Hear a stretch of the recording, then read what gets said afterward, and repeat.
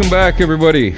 It is the Working Brother back at you with another talk. We've got a familiar face. Drago Bosnic is back after some time away. Drago, how you doing? I'm great, and I can finally say long time no see and mean it. Yeah, it's actually been a while since we last recorded. Yeah. Why don't you tell people who might not know who you are, and I will do a sound check while you're doing that, because it's also been a while since I recorded.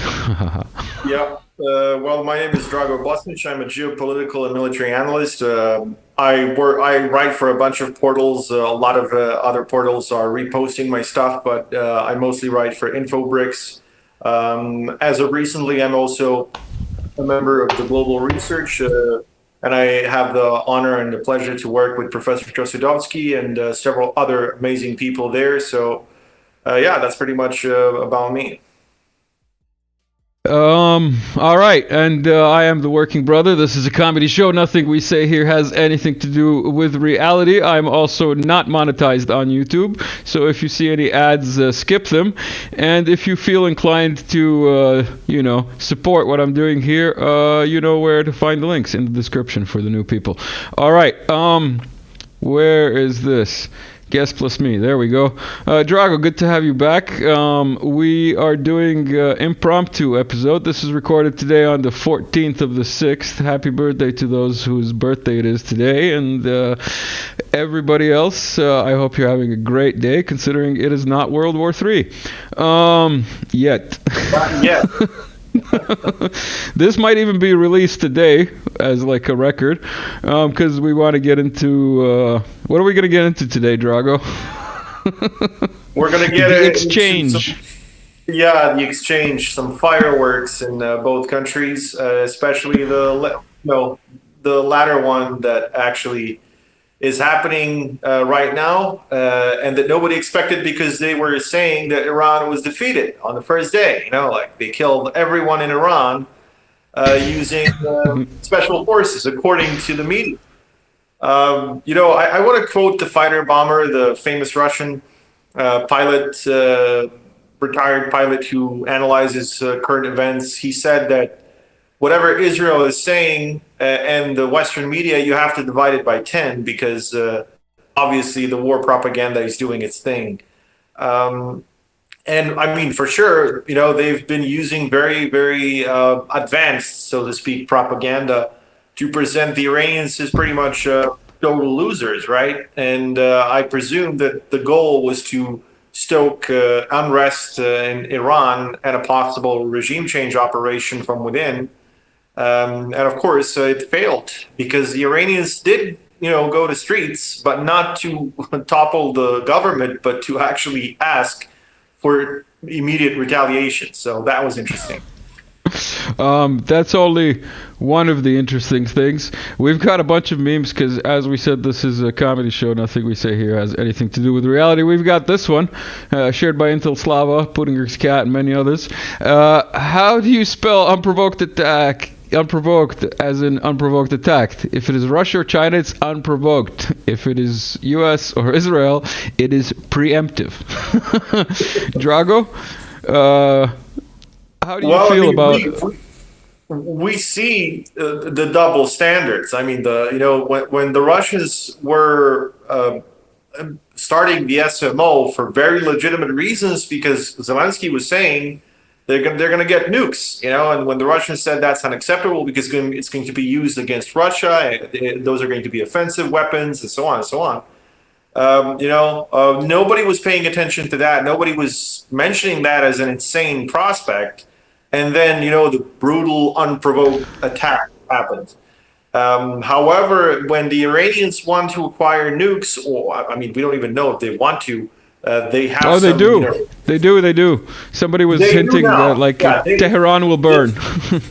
Right, they do now. But previously, in previous decades, they were saying, okay, we might something out. We don't really need nukes if you give us security guarantees. Sounds familiar, right? But there were no security guarantees. And as we can see, there's quite the opposite of that. And from what I'm hearing, the Israelis are now saying that they would want some sort of armistice and they're trying to contact the Iranians through the Emiratis. So, but that's not working because the Iranians, they're just furious. I mean, who wouldn't be? I just have to say,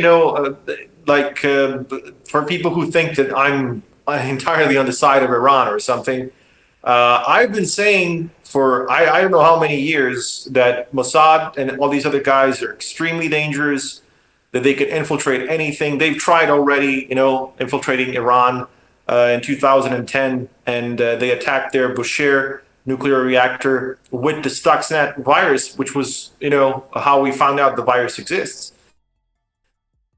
As far as I know, because the Bushehr wasn't connected to the internet, they actually infected the Iranian reactor through the power lines. I had no idea that was even possible, but it seems it is. So, you want me to tell you a fun story from college? It'll be the first story from college that I've told here on The Working Brother. College, I use college and university interchangeably because it used to be a college and then it became a university while I was there. Anyway, a friend of mine who was doing his master's at the time came to hand in his master's project. He was an electrical engineer, and his master's thesis was on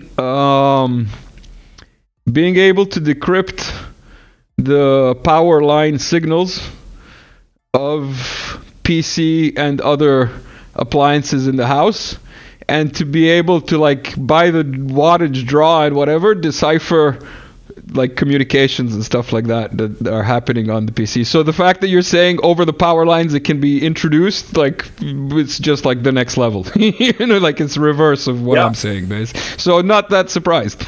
Wouldn't surprise me at all. I was surprised because, all my life I thought that the only way to send data was through specific cables or specific, frequencies, and that you can't really, use power lines for that. But I guess I was wrong. I'm not that proficient in these technologies, or I wasn't at the time when this was happening. So I thought it was just some kind of a conspiracy theory or something. But in fact, they sent operatives to Iran who infiltrated the network, the power line network, and then they infected the nuclear reactor with the stuff. And the point is, the Iranians, the Iranian system, automatic system, the computer system that was supposed to monitor the safety of the nuclear reactor failed, because it didn't detect there was anything wrong. And the people who worked there, they realized that there was a massive increase in the temperature, and they almost got a mini Chernobyl of some kind. I was just gonna say I don't know about you, but it sounds a lot like Chernobyl. Yeah. Well, it was. I think the goal was to cause a mini Chernobyl, and of course, the thing is, it took Iranians years and years to understand. I think the attack was before 2010. I think it was 2007 or 8, something like that. It took them 2 or 3 years to realize there wasn't a structural flaw in the reactor. The problem is it was a sabotage, and it was it was a big thing. And that was when the Iranians decided to acquire a lot of these new weapons from the Russians, including electronic warfare systems, which later helped them to down certain American and Israeli drones over Iran and Iraq. So, including the MQ-170 Sentinel, which was the latest technology at the time. And I think in 2018, they shot down one Global Hawk.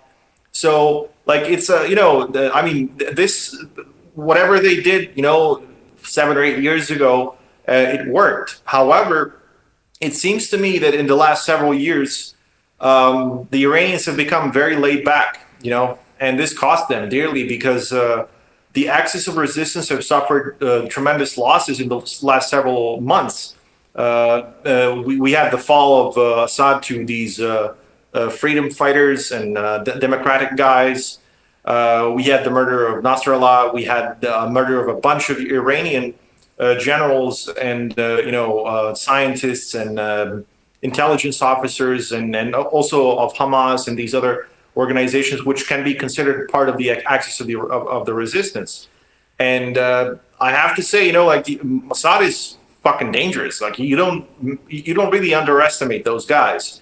But it seems to me that the Iranians didn't really see that because also infiltrated some Israeli institutions. They also conducted some assassinations, which are not really talked about in the media because the media needs to maintain the image of the invincible Israel, but still, this was a big blow, Even if 20 or 30% of what's being said was done to Iran in terms of like killing generals and all these other people, it's a lot. It's a big blow.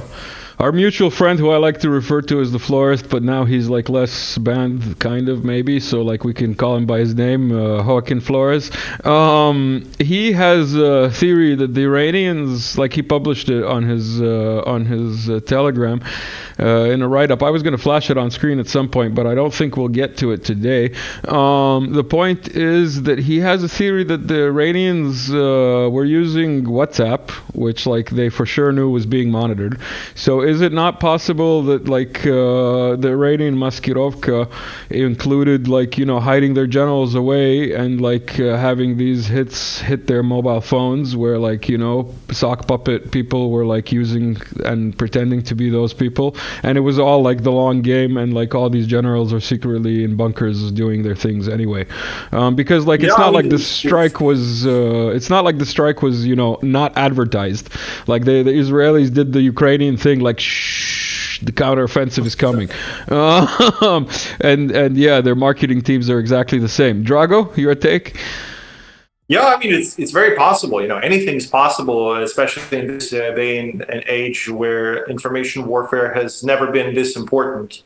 And I mean, it's going to continue to be even more important. But the thing is, like, the Iranians are losing too much in narrative, and this can be used against them.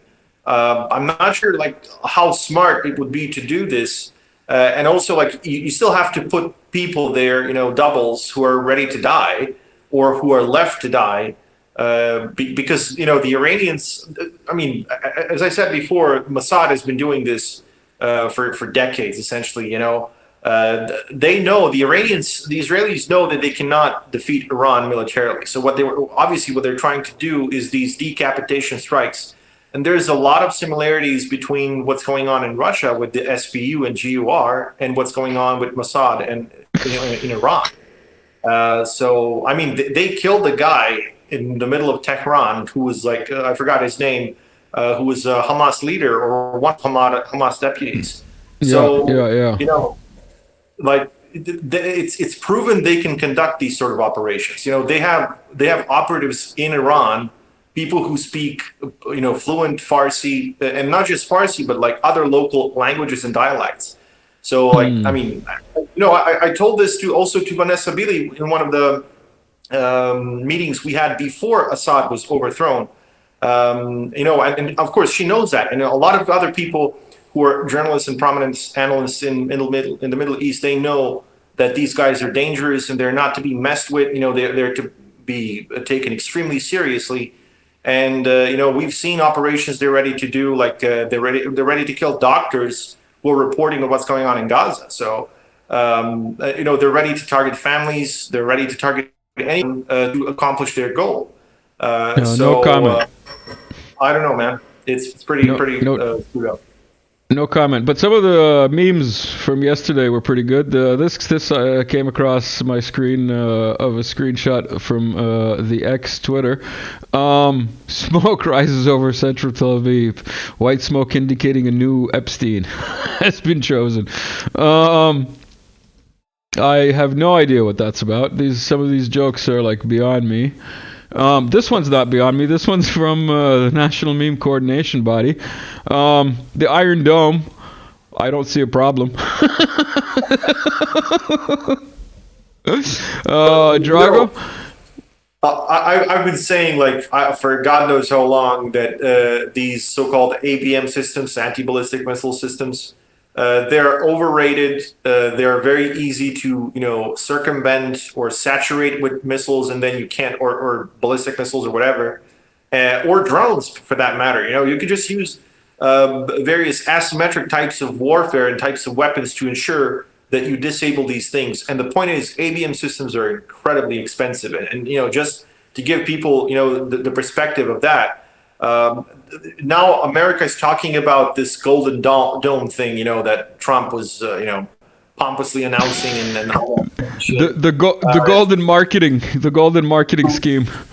Exactly. It's so ridiculous because, first of all, America already has a golden dome of some kind, and it's called a GMD, or ground-based mid-course defense. And this thing is so freaking expensive, and they've been able to make like 64 to 68 interceptors. And the point is, in order to intercept one ICBM, you need 4 of these things. Just for those who don't know, the Russians have like 400 ICBMs and 150 or 200 SLBMs, which are submarine launched ballistic missiles. So good luck with that, because you have 64, and let's say they've built 50 more in secret. That's like let's say there's 100 of these interceptors, and like that means you can intercept 25 ICBMs. Like that's not even 10% of what the Russians have. And the Chinese are also increasing their number of ICBMs and other missiles. So like you can't really do anything. And the thing is, you don't really know if you can stop a missile like that fired from North Korea. And we don't even know how many of these missiles North Koreans have. Maybe they have 20. Maybe they have 30. Maybe they have 50. We have no idea. And also they've developed MIRVs, or multiple independently targetable reentry vehicles, which is like multiple warheads on a single missile. And I'm pretty sure the Iranians are going to develop the same thing very soon. So that's going to complicate Israeli air defenses and missile defenses even more. The Iron Dome was, let's say, reasonably good against Palestinian non-guided missiles or rockets. But anything more than that, it just doesn't work. Before we get too carried away with the Iron Dome, and it's like excellent success rate, let's put it that way. I want to ask, first let's trigger all the bots, and let me phrase this correctly. Considering Israel struck Iran first, where were you when Iran fired back? Because I was sleeping when it happened, and then I woke up and I saw some interesting things. Were you awake when it was happening? Was it live for you? I was awake. I was monitoring most of what was going on, and initially we're all like bamboozled by the propaganda. Like it's impossible to ignore the effects of propaganda. And I thought, to me, it seemed that like Iran is almost going to capitulate. I didn't believe it's going to capitulate, but when you're reading the news, that's the impression that you get. And then I thought, okay, the Iranians are now going to strike back. It's going to be stronger than ever. On the other hand, there's an issue of precision. Of course, Iran knows what to hit. Like military bases and all these other things. Airports and so on. The problem is they don't have the intelligence on the same level as the Israelis do. So they can hit like certain areas and they can cause damage, but they don't really go pinpoint like the Israelis do. And that's the biggest issue with their counter strikes. I don't know, man. I wouldn't work. The thing is, it causes panic in Israel. The problem for the Israelis is they know who Bibi is. They know that this guy is essentially the Israeli Churchill. So he can only be in power as long as there's war. So there's war in Gaza, there's war in Lebanon, there's war in Syria, there's war against Yemen, there's a war against Iran now. So as long as there's war. There's that whole Knesset thing, the vote that happened where they tried to kick him out, and he has like 6 months until the next vote, and people are saying that basically it's his like last hurrah, this like wanting to start a global war, basically. Exactly, and the thing is, if he doesn't start a war, like his nationalist narrative, like ultra-nationalist narrative, is only going to work if there's a war of some kind. And the thing is, he has done so many, things regarding corruption and embezzlement in Israel that like he is out to go to jail. The Israeli courts have been after him like for years because he he embezzled a bunch of money. So the only way for him to stay in power is to ensure there's a constant confrontation of some kind. It doesn't matter if it's Syria, it doesn't matter if it's Lebanon or even Egypt. At some point, if he's not happy with, I don't know, if things de-escalate with Iran, which I'm not sure if it's going to happen at this point, but if it does, maybe he's going to escalate with Egypt because that's the only country he hasn't attacked yet. It wouldn't surprise me, honestly. Wouldn't surprise me. By the way, everyone, did you see that, guys? You guys bought me a coffee. One of you did, and I got a coffee immediately. That was excellent. Thank you to that person who got me a coffee. Also, you could also get me coffees when I'm not doing things here. Like you can also get me coffees anytime you like. Drago, the reason I asked you what you were doing is because I was sleeping when the retaliation exchange happened, and then I woke up to this on Instagram. I since put it on what's it called, Telegram, but. Oh, wait, what? No! You're supposed to open here. There we go.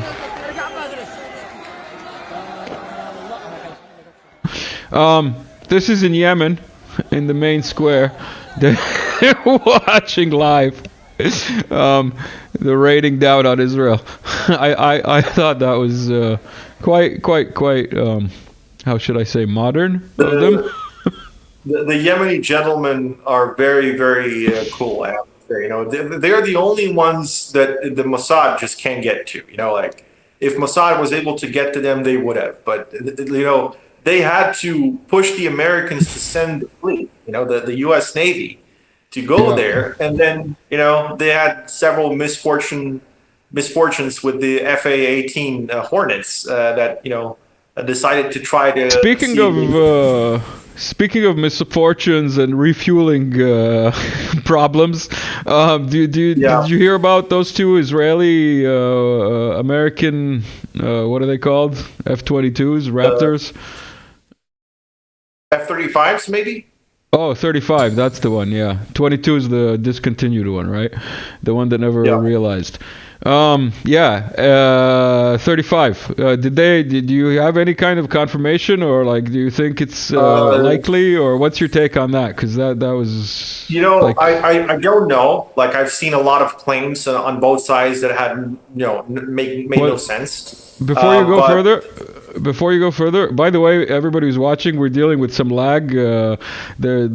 Considering the recording topic, I think both of us are being let's say tapped. Anyway, I was gonna say I want you to give your answer in the framing of what we've discussed in the past 4 or 5 recordings, considering the NATO bombing of Yugoslavia and what our claims were at the time and what their claims were and what actually turned out, and their being the same side that's attacking Iran. For the Serbs, we're not clear. Well, just because they're Israelis doesn't mean they don't fund the jihadis. They did in the 90s. They do, but they're one of the biggest supporters of our favorite freedom fighters around the Middle East. Regarding the images that were presented as this supposed proof of the downing of the F-35, I have to say, the image of that one jet on the ground, it makes no sense. First of all, it doesn't look like any jet I know of. And I know quite a lot. I mean, it's my job to do. But the biggest giveaway is the fact that jet on the ground is in afterburner mode, which is not really possible because it's down. The engine cannot. Oh, you mean the engine flaps of the nozzle are in the position for afterburner? The fact that it's hot. The engine is hot, which means it's. I didn't see that. I didn't see that. That's hilarious. So AI basically is what you're saying, huh? Yeah, AI and Photoshop, whatever the hell it is, it just doesn't make sense. Also, the position of the vertical stabilizers, the position of the cockpit, the relation to the vertical stabilizers also doesn't make sense. I know the configuration of the F-35. You don't have the vertical stabilizers going, from the engine, because the engine is actually buried deeper within the fuselage to ensure that the IR signature is reduced and so on, because it is supposed to be a stealth aircraft. So I mean, it doesn't look like the F-35. I'm not saying it's not shot. It hasn't been shot down. It's just that the so-called video evidence footage that was presented as evidence makes no sense to me. On the other hand, the thing is, the Israelis are not really flying over Iran for the most part.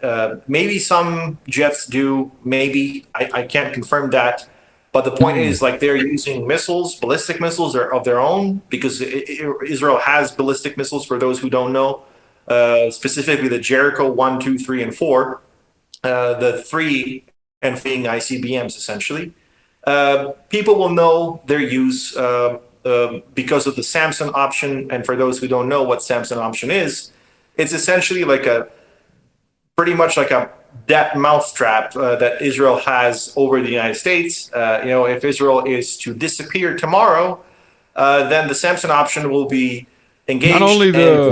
Not only the United States, I have to point out, like, a part of it is to aim at France and Europe as well, Russia. Right? I'm not sure about China, but I wouldn't be surprised, because the Jericho 3 and 4 have 12 to I think 12,000 kilometers in range, and they don't need missiles of that kind of range for anything. So wait. So when's the last time this Jericho had a public test? I think 5 or 6 years ago, or maybe they hid other tests, but they do have them. They're in these underground silos. And the thing is, the Jericho 1 and 2, Jericho 1 is a 500, 600 kilometers in range, similar to an Iskander. So that wasn't used against Iran 100%. But Jericho 2 can go over 2,500 kilometers. So that was certainly used against Iran. And also, many of the jets that Israel sent are not flying over Iran, as people think. They just fire their long range cruise missiles from the Iraqi airspace and just turn back. They're not really going and flying over Iran as most people think. This is a comedy show, and I'm a conspiracy theorist. This is Indian Air over Iran. This is the first Indian Air flight over Iran as everything happened. And then there's another one that we'll get to later. What do you think is the possibility of agents being on board civilian Indian airlines, stowed away like we see in the movies, and then doing halo jumps to be behind enemy lines in Iran? Because one Indian airline over Iran when it's happening, okay, maybe he just was lucky or unlucky. And then the second one was very suspicious. Well, I mean, they would have to fly lower to avoid depressurization. Halo jump. Halo jump. Yeah, I know what halo jump is, but that's done from specialized military aircraft. If you can't really do that from an airliner unless you want to risk the airliner, being destroyed. Because first of all, if depressurization happens, it's a problem for everyone. You don't really see they have to jump from the back of the plane to avoid the destruction of the fuselage. So if it's a transport aircraft, then why did the Iranians allow it to go there? The thing is, the Iranians, the Israelis don't really need that. They don't really need several agents jumping from an Indian airliner or whatever it is, conducting halo jumps. They already have people within Iran. As I said, they proved that by assassinating several very important people who are either Iranian or Iranian allies. This actually goes back to the era of the Shah, because the Iranian imperial intelligence, Savak, was actually pretty much trained by Mossad. So the Iranians have had Mossad agents implanted since day one, before the revolution. So I'm pretty sure these people have continued to operate within Iran and operate and also train other personnel. This explains why the Mossad has people who speak fluent Farsi and look like Iranians, because they likely are Iranians. we have to understand that Iran is a massive country. It has like 85, 90 million people, if I'm not mistaken. There's a bunch of minorities. There's a bunch of people who are, maybe not loyal to Iran itself. And, they could be recruited by Mossad. They can be promised some sort of an independent country if Iran is destroyed or something like that. And, you can find such people in any country in the world. So I wouldn't be surprised. I think it's more likely if that's the case than Halo jumps. If we, by the way, for everybody who's not militarily or video game trained, Halo high altitude, low opening, as in like in the high altitude of low pressure air, like you jump with a mask on and then you fall where it's like normal air, and then you take your mask off at low altitude and then you can breathe, and preparations for that take a day or two. In any case, we're gonna scroll through Wartime Media for the first time here at Working Brother. We're gonna do this kind of on the fly, where I don't have many prepared slides, but I just want to highlight, for example, this, which is the Israelis hitting civilian targets in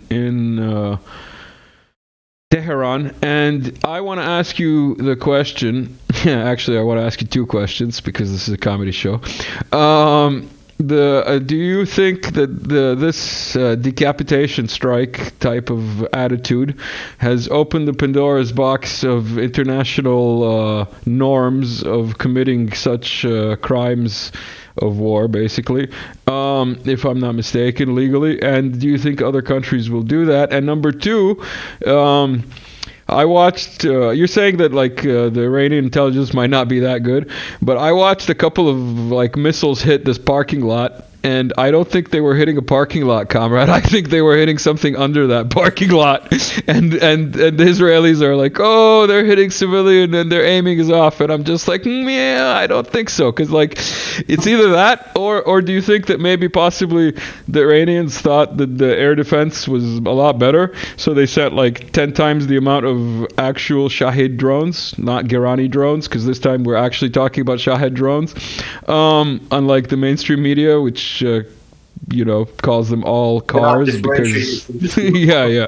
Anyway, so the point is, I'm asking, do you think the Iranians sent too many missiles because they thought half of them were going to get shot down? Because from the videos that I've seen and I'm going to scroll through now, the hits were, how can I say, numerous.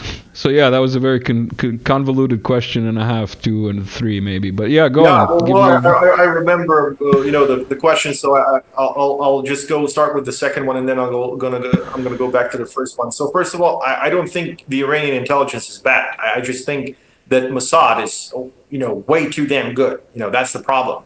The Iranian intelligence is pretty good, I'm pretty sure. They killed, I think several years ago, they killed one of the Mossad deputies. So, if you can conduct that, you're good. Your intelligence is pretty good. However, Mossad, has people everywhere. So it's probably, I'm not going to say it's the most powerful intelligence, service in the world, but it is in the top 5, if not top 3. So, they are extremely, efficient. They've proven that time and again. And they should be taken as serious as a prison fight. So in that regard, I don't think it's impossible because Damn, sorry, I have to interject, man. Did take it as serious as a prison fight? Where'd you hear that one? Wow, that's I've never heard this expression several times. I've heard it I don't know 5 or 6 times so far, and then started using it. Nice, I like it because that is pretty serious. Prison fight is pretty serious. Yeah. Anyway, sorry to interrupt. Go on. Yeah. Well, now that you mentioned, I'm sure that it has a bunch of these underground shelters and stuff like that. Because how else can a country that small, fight a country like Iran? And this is what I've been saying all these years. Iran doesn't need to pick a fight with Iran. Israel doesn't need to pick a fight with Iran because Iran, even without nuclear weapons, Iran can pretty much wipe out most of or at least a big chunk of the Israeli population just with these missiles. Some people say they even have chemical weapons. So, like, you could easily wake up one day and see this greenish, yellowish fog in your city and then die. Because of course you can bomb Iran with nuclear weapons, but Honestly, if I don't think I don't fall, think they're I don't think the Iranians would get into that just because of ethical reasons. Because like you can't really control the like spread of chemical weapons or nuclear weapons. So like the fallout, I'm yeah, saying. but So like like the Gazan if you're population and so on. Like I don't think the Iranians would do that. Well, the thing is, I'm not defending them in this case. I'm just saying, like, if Iran goes into revenge mode in terms of, like, let's say the Israelis go for the nuclear option and start, wiping out Iranian cities, I don't think they will have, any moral breaks, because, like, why would they? This is also the thing with nuclear or biological weapons. If somebody wants to destroy you and kill your entire population, the only thing you can do is to, strike back.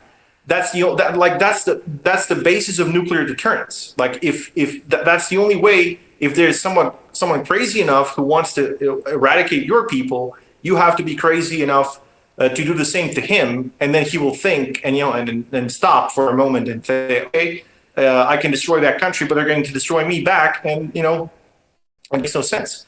So the point is, like, this crazy people like Netanyahu and the people in his government who are like corrupt idiots. So I don't know how else to call them. Because of their embezzlement, because of their hunger for power, they're going to get Israelis killed. And I already saw several of these Israeli chats, and people are furious. They're saying, like, oh, like he went to his bunker, or he even went to Cyprus, and now he left us to fend for ourselves and to have to contend with 2,000 Iranian ballistic missiles that could be fired at any moment. And we're talking about missiles that have like up to 1,500 kilogram warheads. So those things could destroy entire blocks and kill hundreds or thousands of people. And the thing is, Iran is being pushed into this. I'm not calling for the destruction of civilian or residential areas, but at some point, Iran is going to have to respond directly, to these attacks, and it's going to be ugly for both sides. And this is what these crazies don't understand. They've provoked the attack, and now, when there's retaliation, they're talking about red lines and stuff like that. It's ridiculous. Oh, that was funny. That was funny when I Yeah. saw that when the Israelis were like, Iran has crossed all red lines. It's like, what the fuck are you talking about, bro? You crossed them all like, I don't know, October? You cross like an entire red country, buddy. Like, I don't know how else to compare it. It's ridiculous. And regarding your first question, these Oh, you still remember that? Wow. Yeah, I do. Of Hat course. off to you. You. All this practice with me has been good for your other reviews and your other interviews. Anyway, continue. The decapitation. For sure. I have to say it's 100% true. So regarding your question about decapitation strikes, I'm sure some people remember. We did one of my articles about Raisi and how his crash, happened with the Bell 212 helicopter. They were saying it was an old helicopter and it was outdated. It had way too many flight hours. But the point is, these helicopters were overhauled. They were maintained properly. I'm pretty sure, because it's the president of the country. They wouldn't just put a president of the country in any helicopter or any other aircraft. They want to make sure that it works.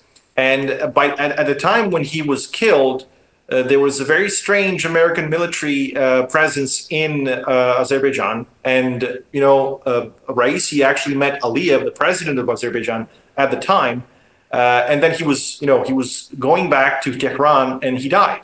So I heard people say, I cannot confirm this, I don't have like undeniable evidence, but I heard people say that the American team that was sent to Baku actually had certain electronic warfare systems that made sure that the altimeter in the Bell 212 of where Raisi and Abdullahian were, Abdullahian being the foreign minister at the time,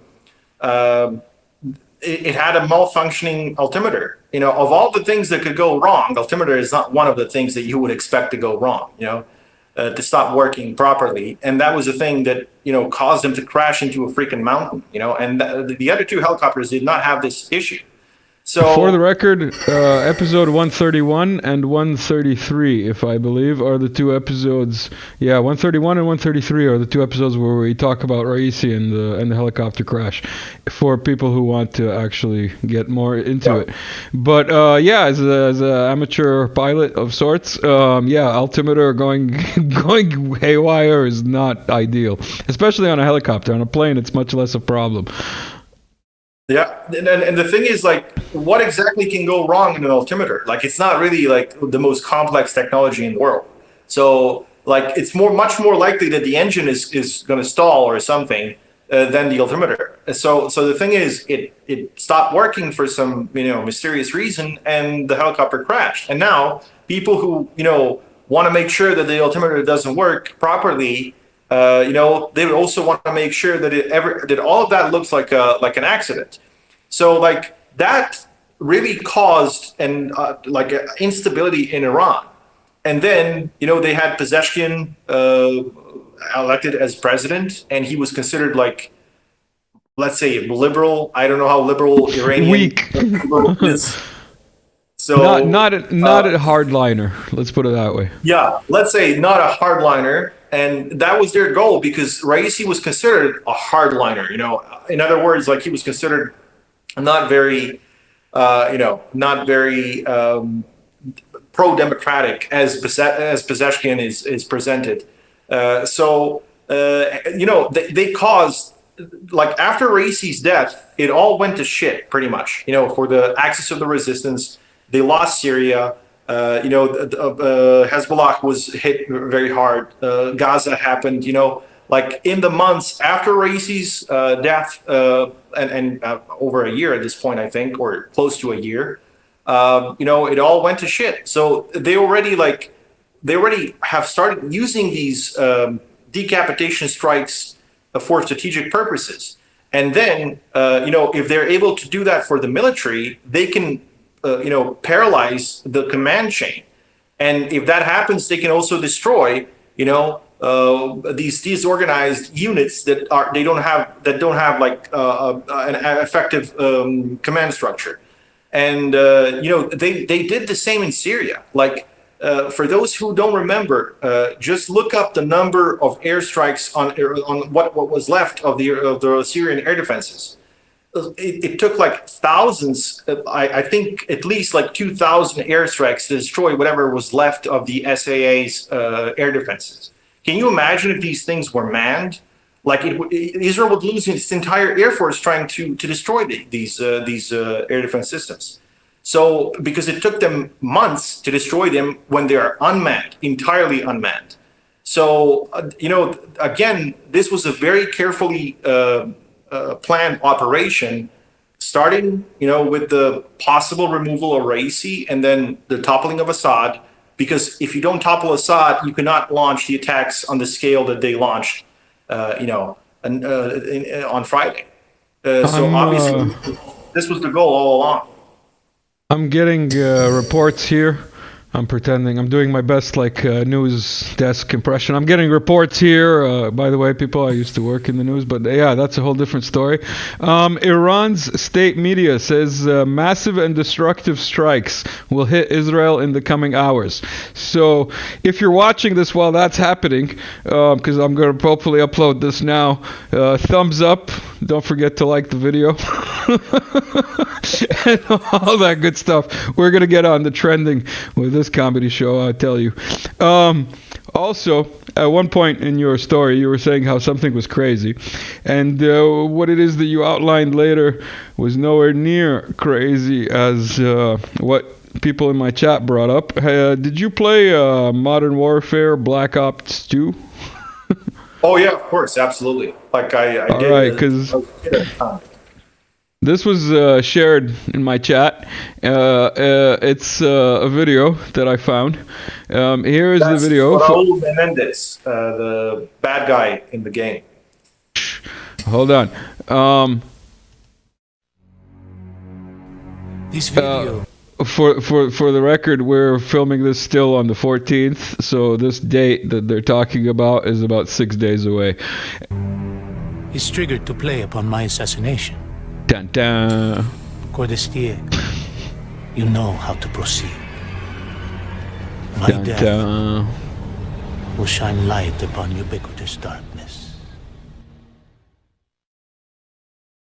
Dun dun. So. By the way, for people who don't take the Call of Duty seriously, I mean, I don't in terms of like the lore and stuff like that. It's all bullshit. But the way that why is it important? Because it's connected to the Pentagon and NATO. Obviously, it's not just a gaming franchise. We did an episode on that. We did an episode on that, like many episodes ago. Like we did talk about like how the Pentagon has basically made the gaming industry to make people ready for it. Like to train, soldiers. One of the reasons why sports were financed by governments, 100 years ago, was to get people who are going to be physically fit to be, very good soldiers. Like the Nazis were, the fans of Nazis actually, they were the ones who also insisted on this very much, because at the time it was very important to be physically fit. Nowadays, because the nature of warfare has changed, you need people, you need a massive number of people who are going to be able to fly drones or, control UGVs or any other kind of unmanned system. So one of the ways in which you can train a bunch of people who can do that, popularize video games. And this is one of the things that's, it's like it's an entire industry, just like sports became pretty much an entire industry. So gaming is a big industry, but it's also like a way to recruit future soldiers. And this is why the Pentagon, is behind all of these, massive video game franchises, especially the Call of Duty. And, there are people who have admitted that they joined the Marines or they joined the U.S. Army or any other branch of the U.S. military because they liked the Call of Duty missions very much, whatever. And then and then they did their first contract, and then they went to become like a privateer, and then they went to Lviv, and then they met a Kinjal. Yeah, they forgot about that part, because in the games, the Russians always die. They just send human troops and you win. In this case, you don't really expect the Kinjal or Iskander because you can't really see it. Drago, are you a betting man? Do you bet on things? Do you like to gamble? Not really.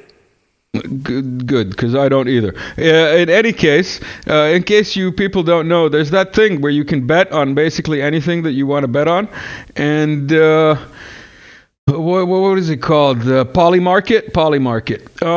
So my actual brother, sent me this along, and before the actual spike of the chance of hitting Iran. Somebody knew. Somebody knew. Somebody always knows. We're fast approaching the 1 hour mark. We've got about 12 minutes to it.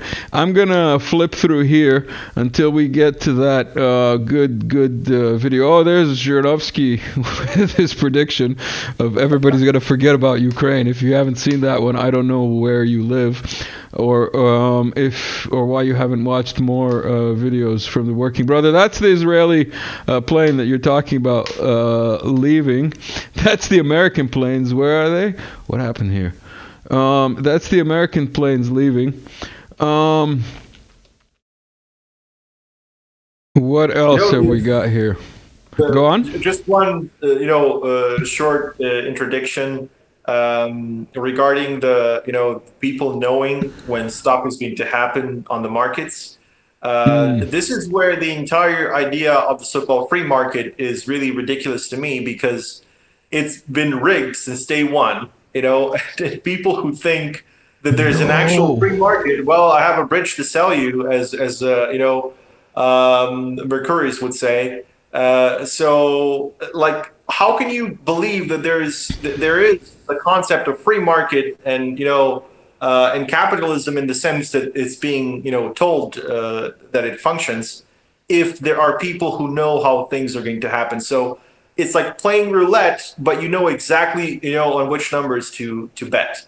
So it's not really based on any kind of natural processes that are not controlled by people. It's not too different from the command economy that the Soviet Union had.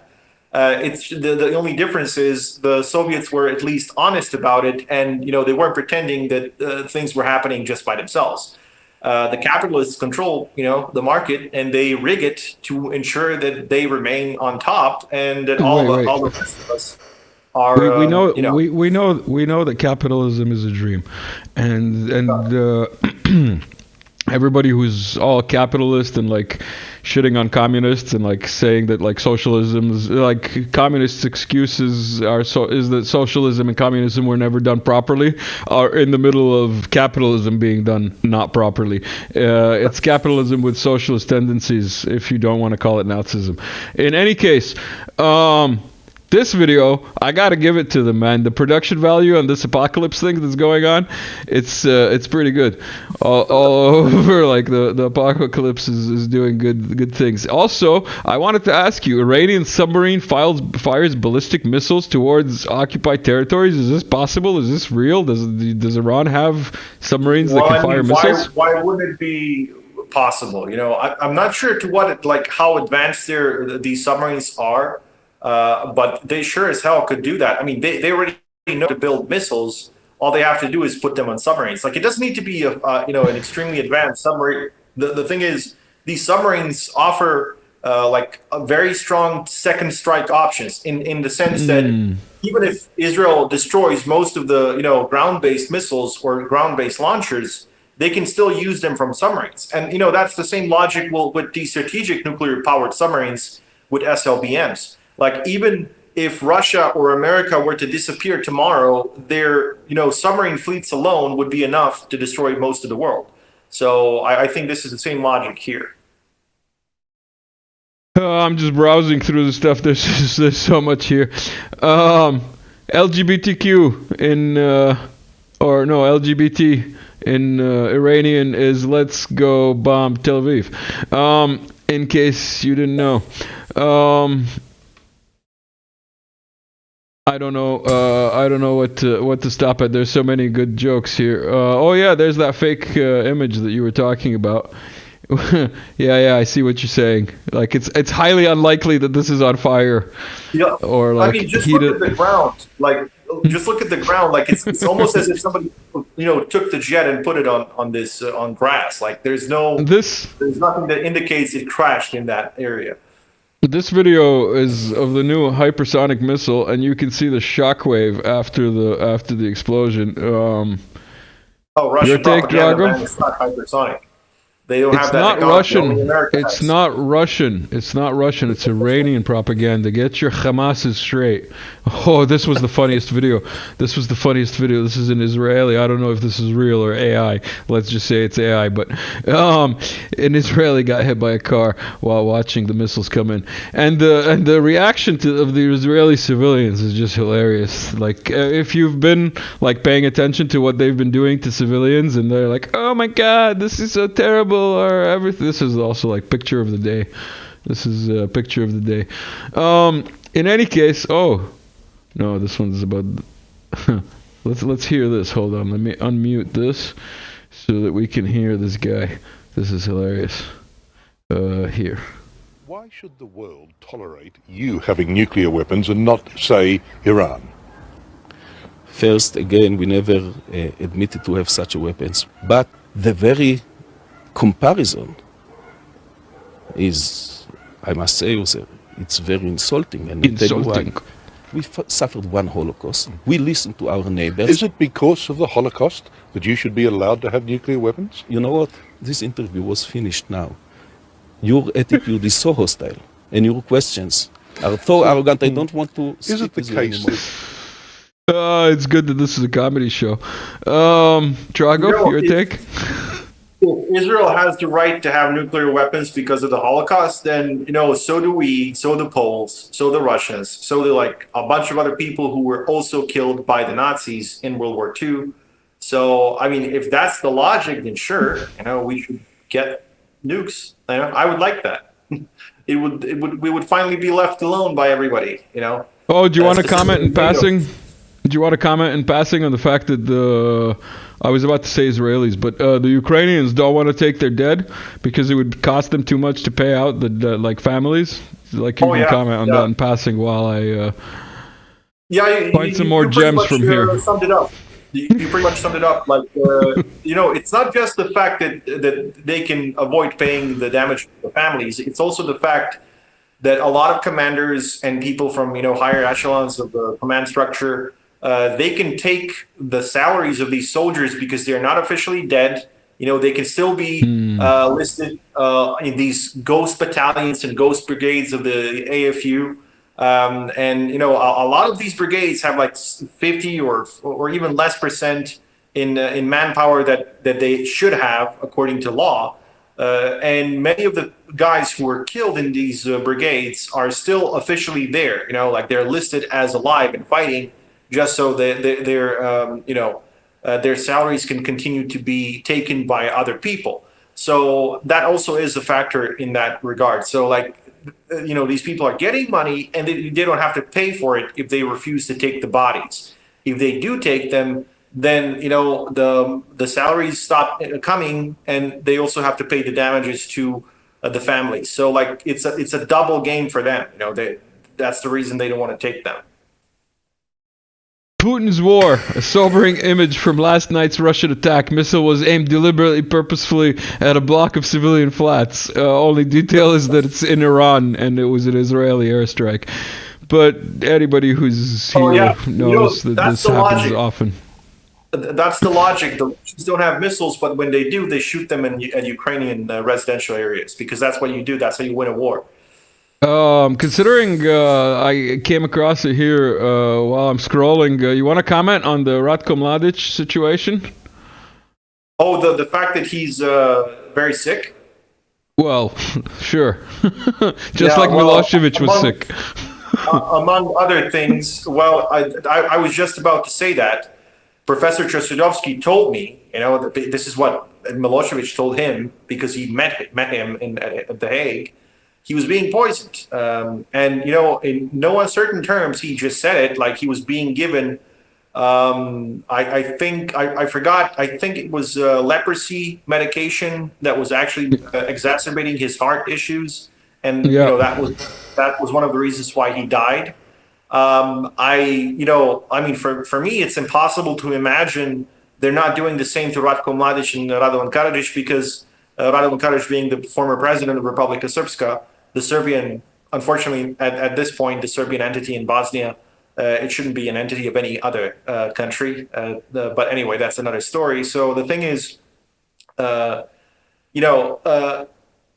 they want to make sure that these people die. Mladic and Karadzic or anyone, of the people who are imprisoned at The Hague. Because it's a way to remove evidence. It's a way to finally close the chapter about Yugoslavia for the West, so they can move on. They can write whatever the hell they want in their history books and create the alternative reality that they wanted to present to the world in the 1990s. They want to codify it forever, essentially. And one of the best ways to do that is to get rid of all the people who can say a different part of the story or their own part of the story that's not spoken anywhere else or not heard anywhere else. Drago, good to have you back. 59 minutes we are in. We will not go further with these videos of the exchange, as I'm referring to it. We'll get like into... a student exchange. Like a what? Like a student exchange. It almost sounds good. Yeah, this exchange of diplomatic protocols. How's that book going? The diplomatic military diplomacy. How did you get close to the end? I probably read about 20%. It's great. So you're still at 20%. All right, good. Well, you've been busy. Like that. What was I gonna say? We've got Apocalypse Bingo. Check your bingo cards.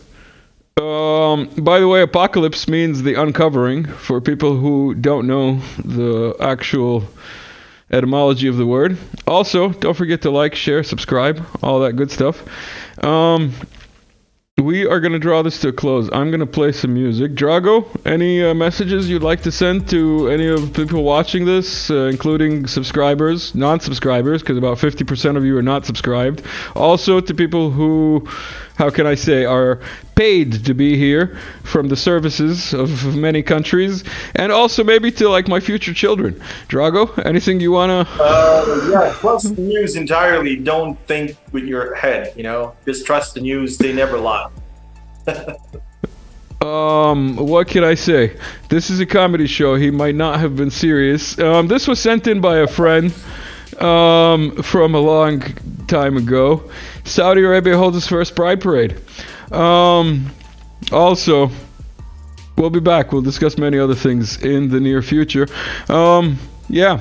Everybody who stuck around to the end, thank you. You're among the 14% of people who actually stick around to the end. Which, hey, I can't blame you. The comedy's terrible. In any case, like I was saying, Drago, thanks for being here. I'll see you soon, everyone. Talk to you again. Peace.